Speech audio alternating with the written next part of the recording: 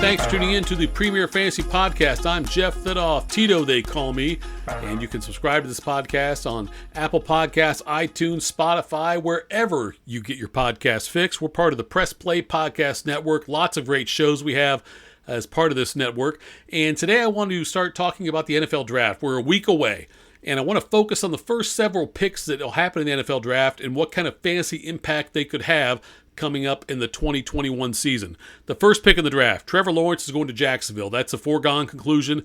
They've got Urban Meyer there now, and that's all they've talked about is how Lawrence will be the number one pick in the draft.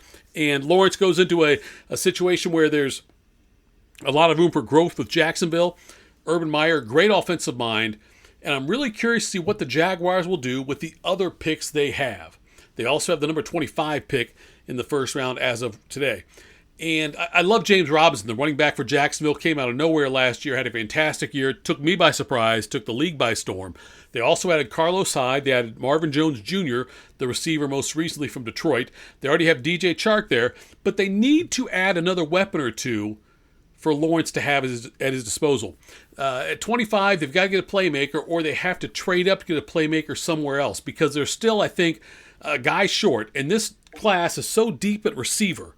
There's so many guys that can make immediate impacts, and especially getting somebody in there who can grow with Trevor Lawrence and who Urban Meyer can utilize. And at 25, they should be able to get a really good player there, somebody who can contribute immediately. We'll talk more about the receivers in a little bit, but at 25, they should be able to get a pretty good one there to add to Trevor Lawrence. Or they've got enough ammunition to move up if there's somebody they like a lot who they don't think will fall to 25. So Jaguars will be fun to watch. Trevor Lawrence, number one quarterback. By the scouts, he's the highest rated QB coming into the NFL since Andrew Luck. So the sky's the limit with this guy. He's got Urban Meyer there to grow with him. Urban Meyer obviously knows how to handle an offense and put guys in positions to succeed. Looks like Zach Wilson from BYU will go second overall to the Jets. The Jets have traded Sam Darnold to Carolina, and I still think Darnold's got a chance to succeed in Carolina. I talked about that in the last podcast, but I am not sold on Zach Wilson from BYU. He had a great year last year, and he's got the intangibles. He's got the right size. He's got the arm strength, I think, to be successful. But in 2019, he had 11 touchdowns and 7 interceptions. So it's not like this is guys had the career like Trevor Lawrence has had, or had the back-to-back great years like, say, Justin Fields has had. So Zach Wilson did have a fantastic year this past year. The Jets seem to be locked in on him. And, I want to see what the Jets will do at 23, because they've got, the 23rd pick overall as well in the first round. They need to be able to target somebody there, maybe one of the top running backs at that spot. If they can get a top running back to go with Zach Wilson, in addition to Corey Davis, who they've already added as a wide receiver, maybe the Jets can get it going. But if I'm the Jets, it looks like, Zach Wilson's going to be their guy. For me, though, Justin Fields will be the better pick there at 2. I think the Jets are going to end up going with Zach Wilson, though. They'll take the Cougar there at number 2. Now, number 3, who do the 49ers take? If they're smart, I still think they should grab Justin Fields from Ohio State. But Mac Jones appears to be the favorite for them now. I think Mac Jones can be a good quarterback, but not an elite quarterback. He looks to be more of a complementary piece, and I'll tell you what his ceiling is. Troy Aikman. That's his ceiling. And it's not a big knock on Aikman, but I never thought Aikman was an elite quarterback. I know he's a Hall of Famer. I know he's got the rings, but he had a great Hall of Fame running back and a Hall of Fame wide receiver, an elite offensive line, and excellent coaching when Jimmy Johnson was there. Okay? So you put all those weapons around. If you were to put Mac Jones with a Hall of Fame running back, a Hall of Fame receiver, an elite offensive line, an elite coach, yeah, he would have success. Could have been a Hall of Fame someday. But if I'm San Francisco and I gave up all that capital to move up, I don't want a good quarterback who I have to surround with Hall of Famers to be good, to be really good. I want someone who can be elite, who can lift the players around me. I don't think Mac Jones is that guy. I do think Mac Jones is somebody who could be really good in the NFL, but I think that he's going to need to have a lot of weapons around him to be successful. Justin Fields is someone who I think can make things happen and can make guys around him better. Mac Jones is a complementary piece. Someone like Justin Fields, I think, is an elite piece. The 49ers, though, it looks like they're going to take Mac Jones unless they're just throwing, curveballs out there, everybody, and they're going to take Justin Fields all along. But I think Mac Jones is the guy they'll take. Justin Fields probably drops, although I think Fields is certainly better than Mac Jones or Zach Wilson. Now we get to Atlanta at number 4. They should either trade back or grab Kyle Pitts. That's all they should do. That's the only things Atlanta should be thinking about. I was a bit skeptical before, but I've been swayed. Don't tell me Atlanta has to go quarterback. The supposed aging Matt Ryan passed for 4,581 yards, 26 touchdowns, and 11 interceptions last year. He's got Julio Jones and Calvin Ridley. They added Mike Davis from Carolina. I know Mike Davis is not a stud running back, but he's an upgrade over the definitely aging and aged Todd Gurley. Last year, Carolina had Teddy Bridgewater at quarterback, no Christian McCaffrey, and the team had no punch. Davis still, think about this now, had 30 receptions over his last 4 games, 220 rushing yards, and scored 3 touchdowns. More than 7 receptions a game his last 4 games, more than 55 yards rushing per game, and 3 total touchdowns. Put him in there, Julio Jones, Calvin Ridley, Matt Ryan, and add an elite guy like Kyle Pitts to that offense, and all of a sudden, Matt Ryan finds the fountain of youth. So Atlanta either needs to take Kyle Pitts or trade back, get other assets, and maybe get a receiver or somebody else who can contribute back a little further. Maybe upgrade the offensive line a little bit. But if I'm Atlanta, I stay there. I take Kyle Pitts unless someone blows me away with an offer because they want a quarterback. Now you get to 5. Cincinnati. They really cannot screw this up. They can't. There's 3 options for them. One is trade down. If they get an offer that they cannot refuse for somebody who wants to move up and grab a quarterback like a Justin Fields or Trey Lance at that point, if they get an offer like that, they should consider it. If it's if it's an incredible offer, they need to consider it. If they don't do that, take Sewell out of Oregon or Jamar Chase, a wide receiver from LSU who opted out last year, I should say. If it's anybody else, any other choice than that, they make a mistake. I know the Bengals need to upgrade the offensive line, but what does that mean? Better protection for Burrow, right? Chase can provide better protection for Burrow as a receiver that can get open quickly and is a guy that Burrow knows and trusts. He caught 20 touchdown passes in Burrow's final year there with LSU before opting out this past year. So Jamar Chase, Penei Sewell, those are the guys I would consider or trade down. Anybody else, I think it's a mistake for Cincinnati. But those are the guys that I would consider from the Bengals, and I would not consider anybody else, any other receiver. I think Chase is absolutely the guy if they're going to go after a receiver. Now, this is shaping up to be the most exciting draft in recent memory in terms of immediate impact players in fantasy football. Beyond the 5 QBs who could get drafted early, I mentioned the other 4 and then Trey Lance, you've got one of the best tight end prospects in a long time in Pitts. And look at the receivers. Chase, Waddle, Devonta Smith, Elijah Moore. You've got Marshall Jr. from LSU, Rashad Bateman, Rondale Moore. I mean, it's incredible depth at wide receiver. The running backs, Najee Harris, Travis Etienne.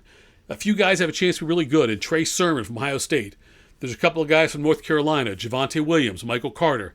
You've got Chuba Hubbard from Oklahoma State. Hubbard, he's slightly over 6 feet tall, 205 pounds.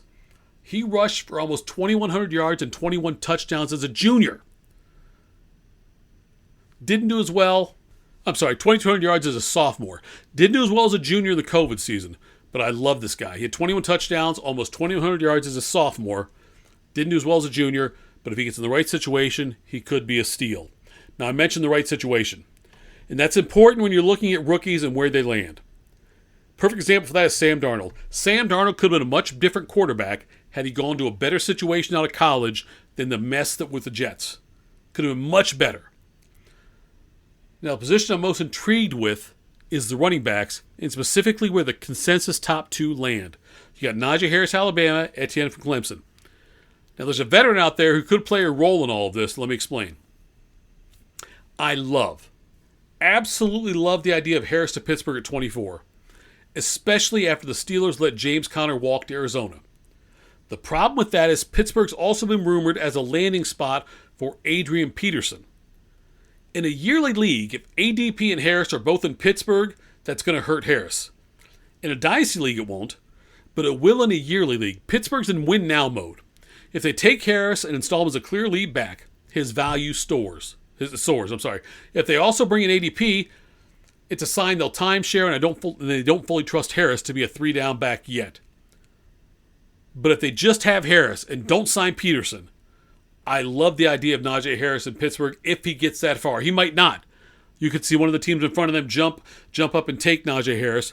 I love the idea of Etienne going to Tampa. There was talk about that at the end of the first round. The Bucs have since re-signed Fournette. They added Gio Bernard from Cincinnati to go with Ronald Jones, so I don't think he will be there. But see where these two guys go, not to mention the other running backs I talked about earlier, and look at the fits they have, and that will determine how valuable they're going to be. I think Najee Harris in Pittsburgh would be a wonderful fit. I think he's a 3-down back, and I hope they draft him at 24 and do not sign ADP and just give Harris the ball. If that's the case, Harris has a ton of value. Etienne, if he goes to the Jets in the second round, I think that could be interesting at that point. The Jets really got not a whole lot of depth there. Frank Gore's gone now. Obviously, Le'Veon Bell's gone. So there's a room there for someone like Etienne to come in and be the number one guy right away. All right, coming up after the break, I'll tell you where the most attractive receiver left in free agency should go and why he could be a top 10 fantasy receiver if that happens. Support for the Premier Fantasy Podcast brought to you by Manscaped, who's the best in men's below-the-waist grooming. Manscaped offers precision-engineered tools for your family jewels. They obsess over their technology developments to provide you the best tools for your grooming experience. Manscaped is trusted by over 2 million men worldwide. Join the movement for all your below-the-waist grooming needs. Go to manscaped.com. Enter in code TITO. You get 20% off your order and free shipping. Manscaped, the best for below-the-waist men's grooming and hygiene. I can attest to this. It's a wonderful product. And Manscaped's redesigned the electric trimmer. Their engineering team spent 18 months perfecting the greatest ball hair trimmer ever created, the Lawnmower 3.0. So go to manscaped.com, enter code TITO, get 20% off your initial purchase, and also free shipping. That's manscaped.com, code TITO. Hello, Brooks here with the Books with Brooks monthly book club podcast. We read one book a month and then we talk about it. Books like Stephen King's The Shining or Where the Crawdads Sing by Delia Owens. If you're on the hunt for book recommendations and enjoy sparkling conversation, come read along with us and then listen in.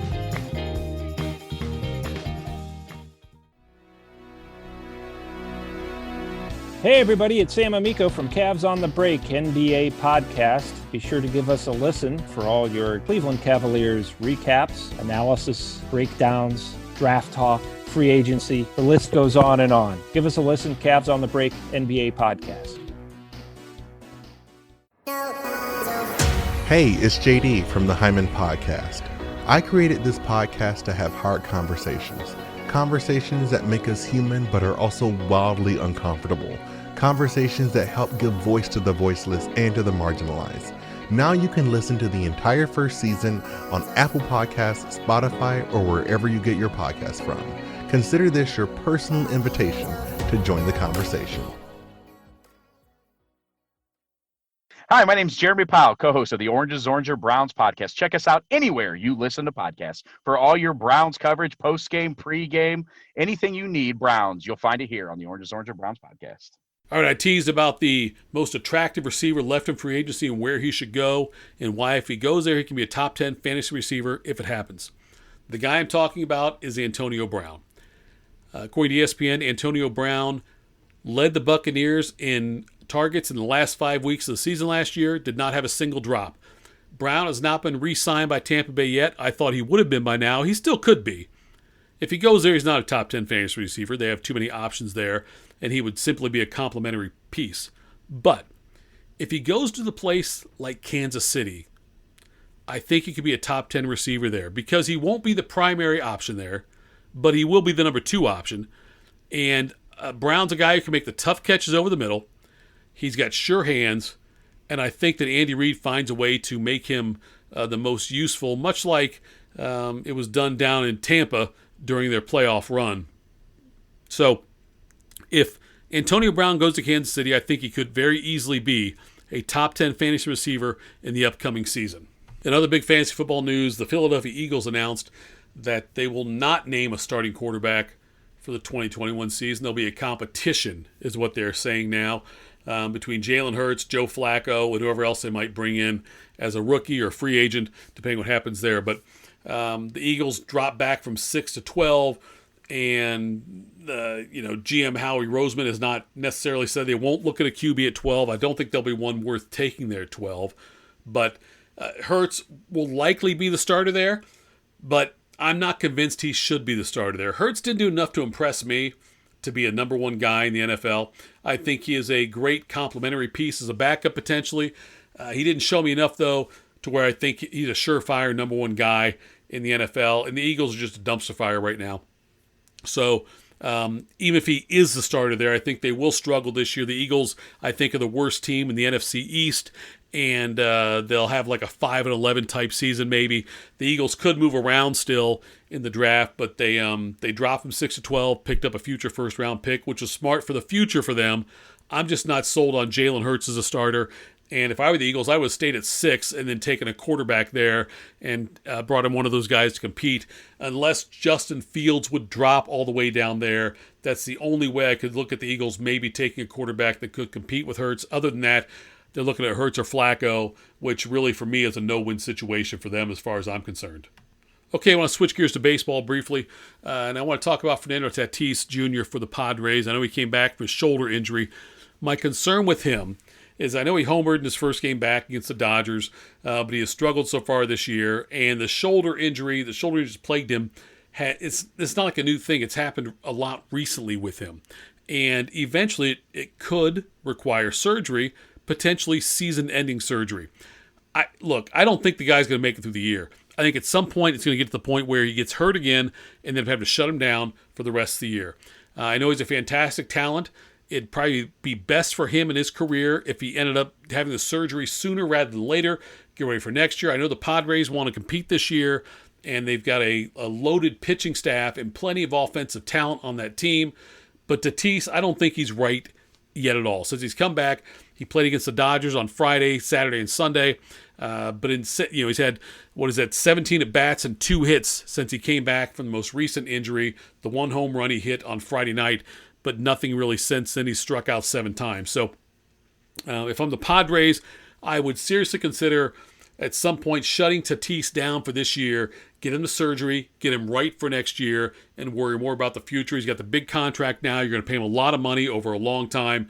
So that's probably where I'd be leaning if I were the Padres. If I'm a Tatis owner, I don't expect a whole lot out of him the rest of this year. I want to go to pitching now and talk about Luis Castillo for the Reds. And he's off to a tough start. He had another bad start against Arizona. In his career, he's had bad starts from time to time. I don't think it's a reason to panic. I think his second outing was really good this year. He had an kind of performance against San Francisco in his third outing. I think he's going to be okay.